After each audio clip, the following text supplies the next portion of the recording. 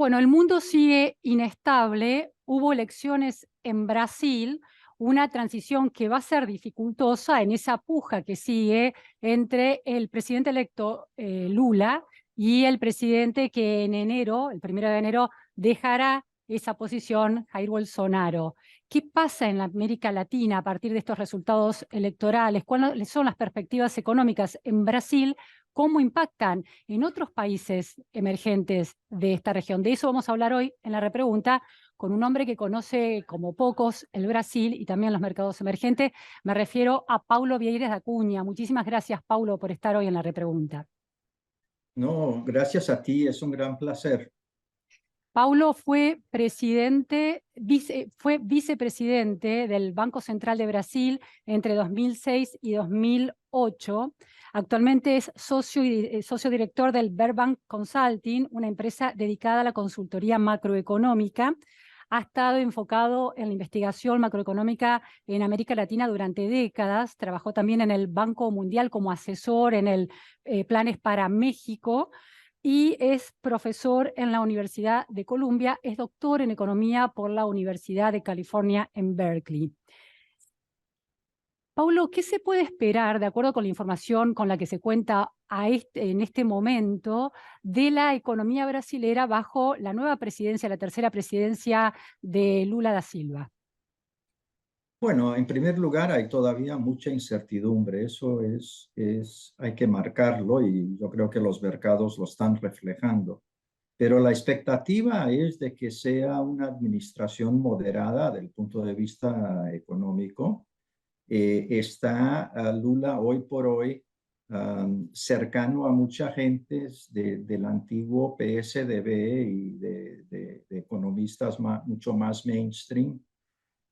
Y entonces yo espero que sea una política económica bastante razonable sin los extremos que fue el gobierno Dilma. La realidad es que Brasil el próximo año tiene un desafío fiscal inmenso y eso va a cercear todo lo que el presidente pueda hacer en los primeros meses de su gobierno. Ese desafío, ¿en qué frentes y qué indicadores muestran esos desafíos? Bueno, el principal desafío macroeconómico es el lado fiscal y ahí hay varias partes. En primer lugar, hubo el descalabro que fue los últimos meses del gobierno Bolsonaro, donde de una manera irresponsable y populista hizo algo que en Brasil no se hacía desde décadas y que es usar toda la maquinaria pública y el gasto público para fomentar su campaña. Eso provocó una serie de promesas que ahora ya están aceptas para el próximo año y no están en la propuesta orçamentaria. Eso en primer lugar. El principal es el Auxilio Brasil, que cuesta como 84 billones de reales o algo como 0.8% del PIB en su totalidad. Después hay una serie de desoneraciones tributarias que hizo para baratear el costo de la gasolina, del diésel y otras cosas, que son concesiones tributarias que también tienen un impacto de presupuestario muy largo, muy grande y duradero. Entonces, para el próximo año hay algo como casi 2% del PIB que no están en el presupuesto como está propuesto y que tendrán que ser de alguna manera disminuidas y acomodadas dentro o rompiendo el techo de gastos, que es la ley constitucional, y para eso habrá que hacer una reforma constitucional. Yo espero y creo que la única forma será de emprender una reforma constitucional, algo de emergencia. Esa reforma apuntaría a cambiar esa regla fiscal que se fijó en el gobierno de Temer, ¿no? La idea de que no se puede gastar más de lo que, no se puede aumentar el gasto por encima de la inflación. Siempre se adecua en esos términos, pero no en términos reales. Correcto, correcto. Y lo que hay varias cuestiones, propuestas que se están discutiendo.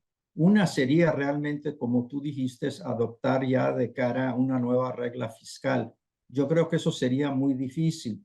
Yo creo que lo que van a hacer es algo que permita de una manera emergencial romper el techo de gastos para el próximo año.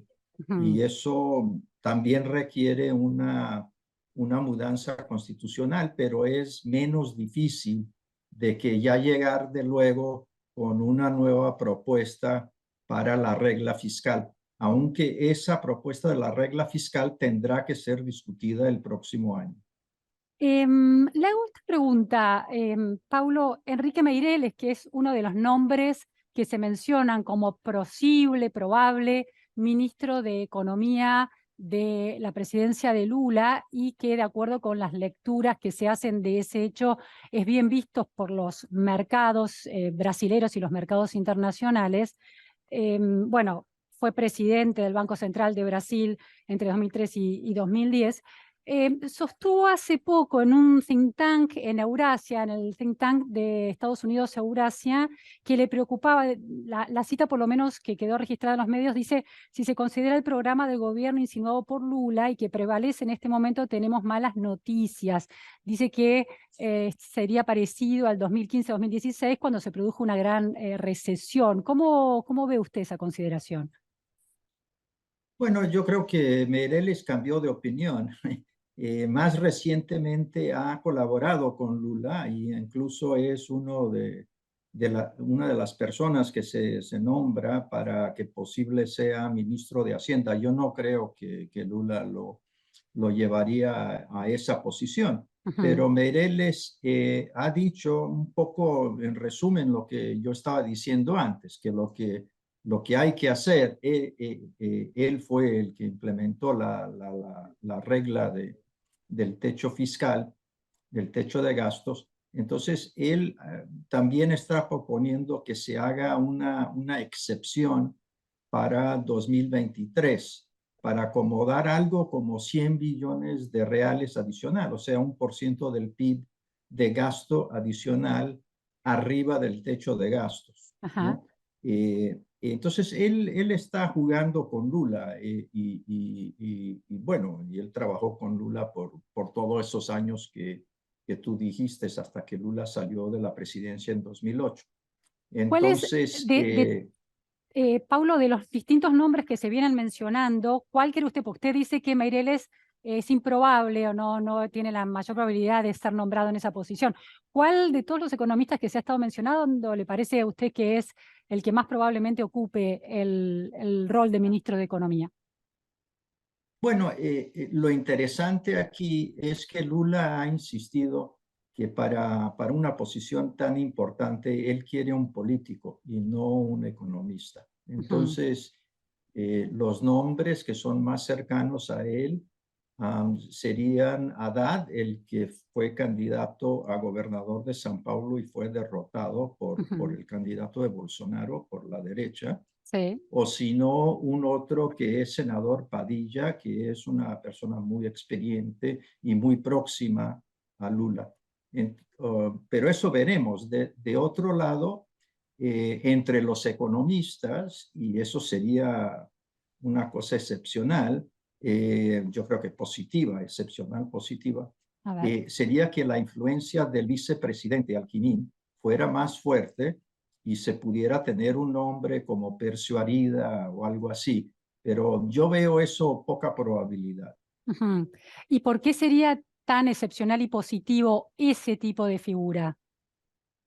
Bueno, porque sería una persona que tiene, hay otras, Arminio Fraga se menciona, ¿no?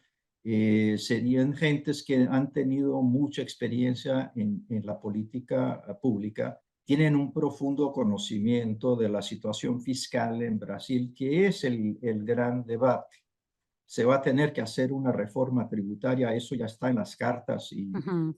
y una de las personas que van a ser parte del gobierno, creo que seguramente eh, sería una de las personas que están trabajando más de cerca en la reforma tributaria, Entonces, por todas esas razones, si uno tuviera una figura con tanto respeto y tanto conocimiento como serían Percio o algo similar, yo creo que sería muy positivo. Por el otro lado, no hay duda de que Lula es una persona tremendamente experiente y un gran político, ¿no? A pesar de que, bueno, yo tengo muchas reservaciones, pero él sin duda es un gran político y no hay la cuestión de poner un político importante es una buena idea, porque al final Brasil es un casi parlamentarismo, ¿no? Ah, Entonces, la figura del Congreso es extremadamente importante. La negociación con el Congreso ujú. es,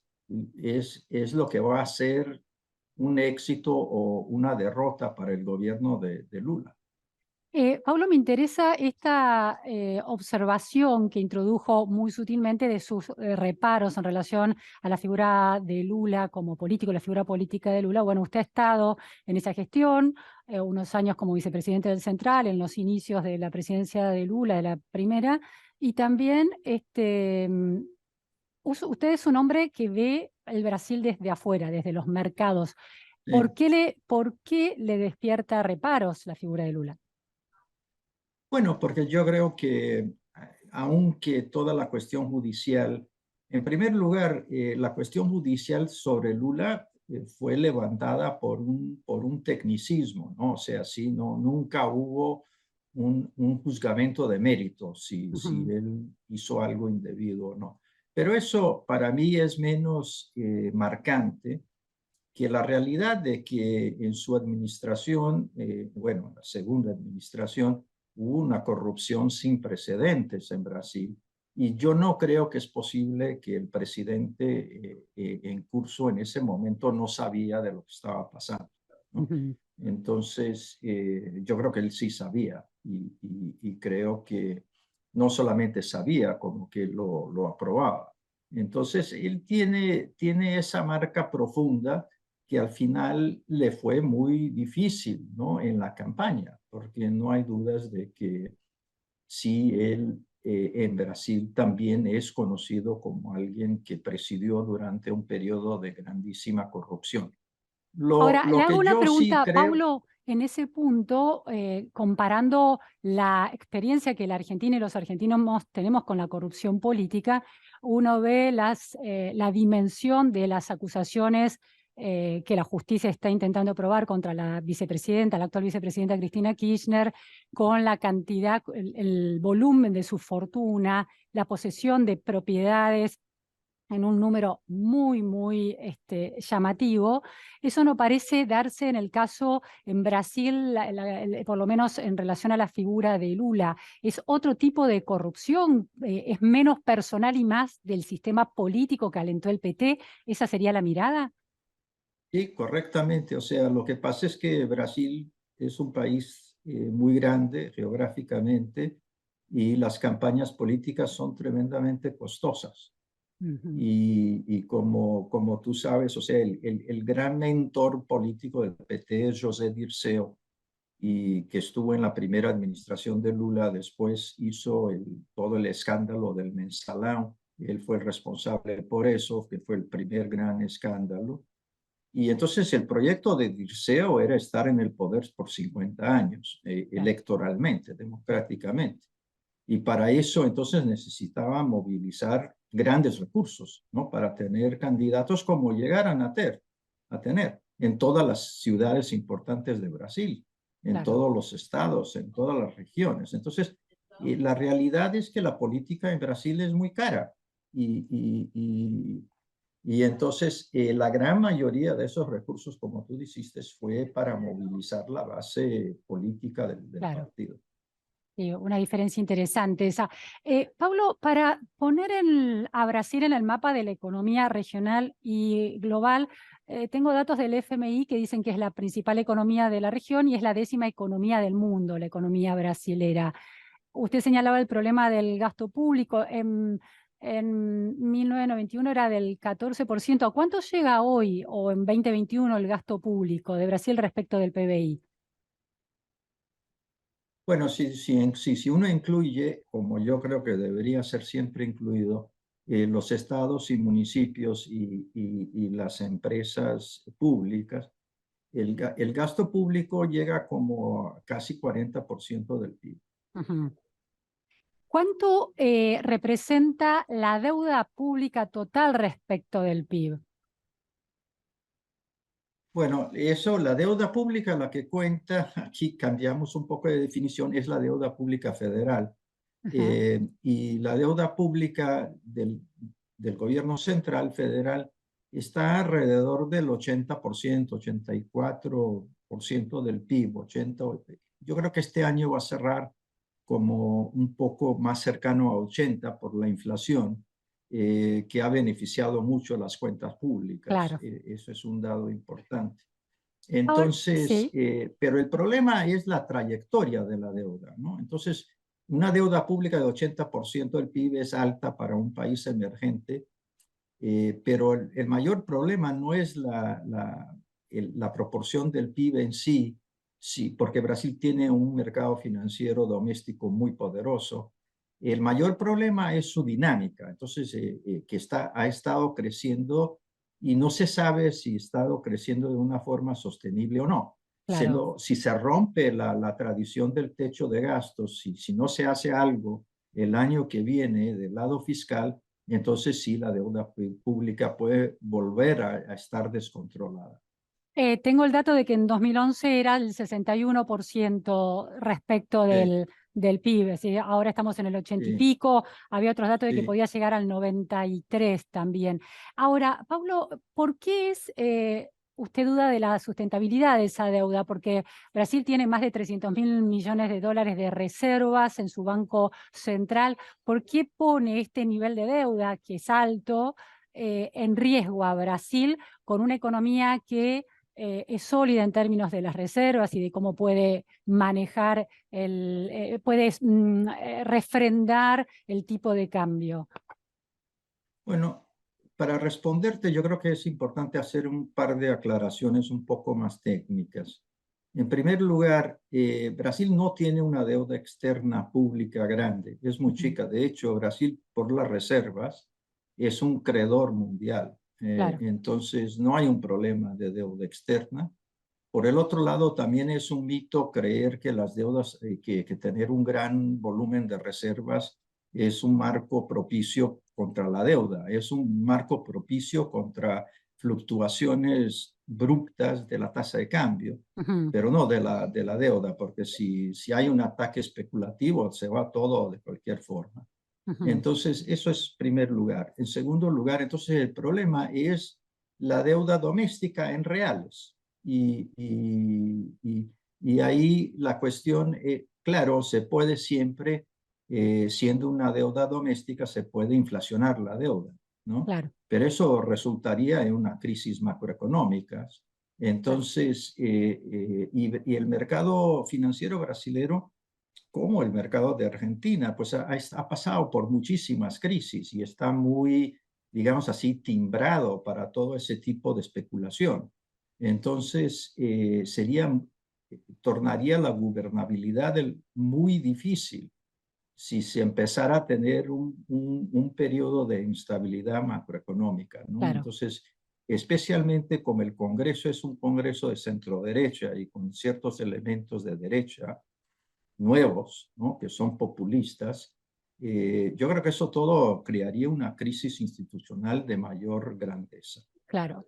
Ahora, ¿cuáles son? Porque se habla mucho del crecimiento y la necesidad de crecimiento de Brasil. El sector del agro plantea que ha crecido de manera exponencial en los últimos 10 años, que sí que no toda la economía de Brasil tiene problemas de crecimiento. El sector del agro pasó de 150 millones de toneladas hace 10 años, de toneladas de granos, a 350 a Sí. 300 millones de toneladas de granos ahora, en el presente, es decir, crecimiento del 100%. Eh, ¿Cuál es el Brasil que no crece y por qué preocupa? ¿Y por qué no alcanza con que el sector del agro, que representa el 27% del PBI, haya crecido tanto? Bueno, si yo supiera esa respuesta, oye, sería fantástico, porque eso es el gran puzzle es o sea, ¿por qué Brasil no crece? ¿No? Ese tipo de pregunta se aplica a varias economías, pero a Brasil principalmente. O sea, la realidad es que el PIB potencial de Brasil hoy por hoy es cercano al 1,5% al año y podría ser un poquito mayor si uno saca ciertas consideraciones coyunturales, pero seguramente abajo del 2%. Y ha estado muy bajo por muchos años. Hay una explicación, hay dos explicaciones que son relativamente fáciles, pero no responden a todo. Una es que la tasa de investimiento, la tasa de inversión es muy baja, comparada seguramente con los países asiáticos, Ajá. excluyendo China, que es un absurdo. Y en segundo lugar es que la productividad ha sido también baja, pero es difícil de decir por qué Brasil crece tan poco. El agro ha sido fenomenal, pero la realidad es que el agro como proporción del PIB es relativamente pequeño, como proporción del empleo es relativamente pequeño. Los La indicadores que tengo importancia, son, las cifras que tengo son del 27% del PIB y 20% del empleo. ¿Esto es así? ¿Usted tiene otros indicadores? no, yo no sé, pero eso ahí debe estar considerado el agro tradicional junto con el agro moderno, ¿no? Claro, los Eh, agronegocios, sí, diría. sí, y una gran parte de todo el régimen de producción agrícola en Brasil no es así tan espectacular en su productividad, Ujú, ¿no? La parte fenomenal de Brasil es una parte que, debido a ser un late arrival, es tremendamente tecnificada, ¿no? O sea, claro. la relación capital-trabajo en la gran producción de soya y de otras cosas es muy alta, ¿no? Son altamente mecanizados y con mucho uso intensivo, obviamente, de la tierra y de todos los productos químicos y lo Ujú, demás. Entonces, no es un gran generador de empleo. claro. Y sí, es un gran generador de exportaciones, ¿no? Pero la realidad es que como cualquier economía más madura, la gran parte del empleo en Brasil está en servicios Ujú, que tienen productividad baja, y la otra parte es una industria manufacturera que como la industria, bueno, yo creo que es un poco más competitiva que la industria manufacturera en Argentina, pero sufre de los mismos problemas, que es un proteccionismo absurdo claro. y una falta de competitividad en la escala global, que entonces ha hecho con que la manufactura en Brasil ha tenido problemas muy serios, mucho más de los que son estructurales, en que las economías cada vez más se concentran en servicios y en agricultura en cierta parte y menos en manufactura. Paulo, en el discurso del día de las elecciones, una vez conocido el resultado electoral, el presidente electo Lula sostuvo que iba a apostar a una economía no solo de commodities, sino de mayor valor agregado. En la Argentina, las tablas de salvación hacia el futuro se insiste con vaca muerta y se insiste por otro lado, por ejemplo, con el litio. Para un hombre que está viendo Brasil como mercado emergente y como territorio de oportunidades de inversión y de rentabilidad, ¿cuáles son los sectores que atraen a los mercados desde afuera de Brasil? Bueno, en primer lugar, un reparo un comentario a lo que Lula dijo, y ahí es donde viene cierta aprehensión, ¿no? Ujú, Lula tiene su origen en el movimiento obrero, es muy cercano a la manufactura y toda la ideología del partido es una ideología que, que está muy asociada a esa idea de que de la sustitución de importaciones, del crecimiento autóctono de tener una plataforma manufacturera muy sólida, ¿no? sí, Y eso tiene su razón hasta cierto punto, porque Brasil es un país relativamente grande, tiene una matriz de insumo producto relativamente completa, pero es un gran peligro, ¿no? Y es un gran peligro de volver a usar el Banco Nacional de Desarrollo Económico como una plataforma para las campeones nacionales y otras cosas horribles que uno se acuerda del gobierno Dilma, que fue realmente un retroceso. Hay una Entonces, idea, hay un peligro. le quiero, sobre ese peligro, desde Argentina se suele insistir en la potencia productiva y constructiva de la alta burguesía nacional brasilera como una alta burguesía que participa de una manera muy positiva en la economía, en el crecimiento de Brasil. Usted está relativizando ese peso. Sí, sí, bueno, es una realidad de que en Brasil la burguesía y toda la oligarquía brasilera tiene penetración política muy bien establecida, ¿no? Y son, no solamente, en Brasil son todas las corporaciones, ¿no? Brasil tiene esa herencia de Vargas fascista, de la organización tripartida, y las corporaciones, sean las corporaciones civiles, sean las corporaciones industriales, o militares, todas tienen penetración muy fuerte y establecimiento muy fuerte dentro del Estado. Pero en realidad hay una parte que es esa parte que está asociada a la FIESP, la Federación de Industrias de São Paulo, que tiene una influencia desproporcional, porque la gran mayoría de la gente que están ahí ya no son gran productores, ya no son grandes manufactureros, pero tienen enorme influencia política y son muy cercanos en gran parte al Partido de los Trabajadores. Entonces, ahí va la advertencia, ¿no? De que sí, Brasil tiene en ciertas áreas nuevas capacidad manufacturera y competitiva, etcétera. Pero lo que uno siempre ha dicho, y eso sigue verdad, o sea, en Brasil se necesita hacer tres cosas. La reforma tributaria, yo espero que Lula lo haga porque eso es ya inevitable, estamos discutiendo eso a 30 años. ¿Pero en qué En sentido seg- esa reforma? Bueno, la reforma tributaria es introducir un IVA, ¿no? Porque Brasil tiene como demasiados tributos, son como 20 tributos a niveles federal, municipal, estadual. Entonces hay Bien. que simplificarlos, introducir un IVA. La reforma puede ser neutra del punto de vista tributaria, pero seguramente a lo largo de los años va a traer más tributación, pero además aumenta mucho la productividad. Y Bien. lo que la reforma tributaria permite es que se abra más la economía, ¿no? Que la economía, o sea, Brasil ha crecido en términos de su exposición global por el agrobusiness, por el agronegocio. Ajá. Pero en lo demás sigue todavía una economía bastante o protegida o digamos por una serie de razones sin contacto con el comercio internacional en muchos lados. Porque tengo Y otra, desde mi... hablaba hace poco con un hombre de Wall Street que interviene mucho en términos de las inversiones que maneja en Brasil y planteaba que el empresariado brasilero juega muy globalmente y es muy diferente al empresariado argentino.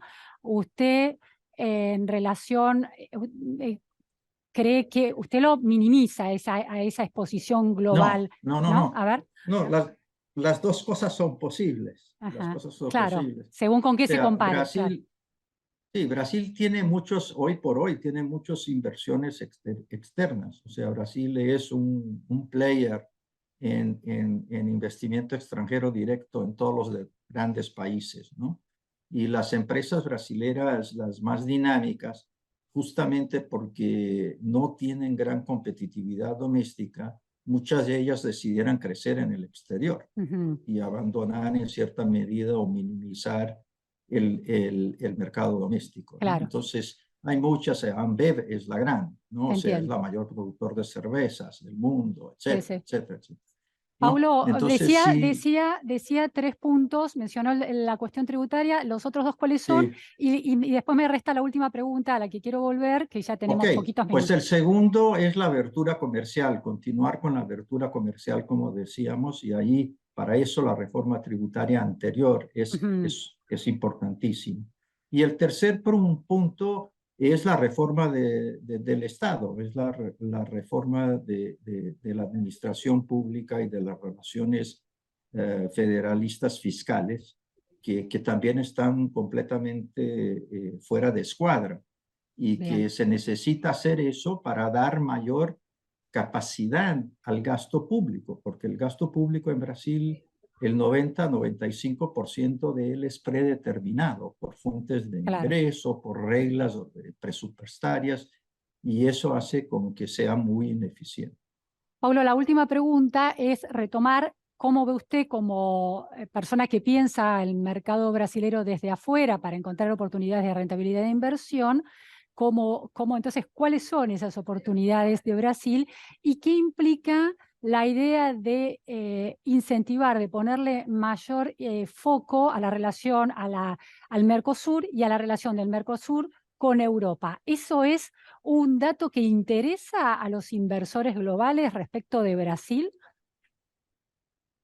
Yo creo que sí, pero la verdad es que yo veo Mercosur que fue una gran conquista desde el punto de vista de la estabilidad política, ¿no? Uno se acuerda que en su época los ejércitos de Brasil y de Argentina estaban en la frontera, eso es ridículo, ¿no?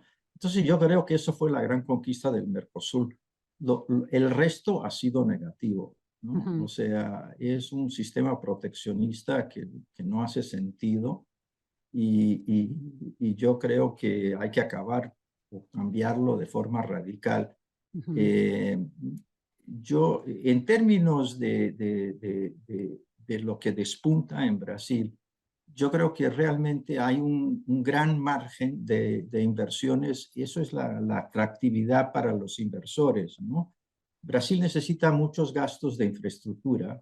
Esos Claro. gastos de infraestructura pueden ser financiados a muy largo plazo y los fondos de pensiones como los de Finlandia, los de Australia, etcétera, necesitan inversiones de muy largo plazo que son estables. Entonces, si se puede sentar un marco regulatorio creíble, que ya está en gran parte, pero hace falta, Ujú. si se puede dar una perspectiva macro estable, se puede traer muchas inversiones internacionales en esas grandes obras de infraestructura que se necesitan, incluso Bien. muchas de ellas privadas o con mecanismos públicos privados. También se Y, puede hacer grandes inversiones. Perdón, sí. sí, sí, dígame. Yo creo que otra área que continúa fuerte sin duda es el agro y Claro. con mejores condiciones ambientales. Y el tercero es la área de energía, que en Brasil todavía sigue siendo muy, muy importante. Incluso Sí, nuevas cosas en el ámbito de exploración de gas y de petróleo. claro. El cambio de presidencia y de signo político no inquieta tanto a los mercados como inquieta eso en la Argentina. No, yo creo que curiosamente, justamente por lo que hablábamos, o sea, sí hay los investidores con quien yo trabajo, que son los de cortísimo plazo y renta fija, sí se preocupan y eso y otro, pero curiosamente los otros, Claro. los que hacen inversiones de largo plazo, los que están en infraestructura, etc., para ellos es un cambio muy positivo, porque sin duda ha habido una parada de inversión Ujú. por toda esa cuestión de la Amazonia, ¿no? Claro. Entonces, yo creo que para el sector internacional, desde el punto de vista global, Marina Silva siendo, digamos, una nueva ministra del Medio Ambiente, sería un efecto muy positivo para la inversión en Brasil. Muy interesante. ¿Y por qué esa figura en particular? Bueno, cualquier otra figura como ella, pero ella es, digamos, la imagen más clara de una política razonable hacia toda la Amazonia y toda la Claro. cuestión del medio ambiente. Muchísimas gracias, Paulo Vieira da Cunha, por estas precisiones en No, torno a Brasil y a bueno, ciertas comparaciones con Argentina y el funcionamiento de esa economía en un momento tan crítico en términos globales. Muchas gracias por estar en la repregunta. no, yo te lo agradezco, ha sido un gran placer, muchas gracias. Gracias, gracias a todos.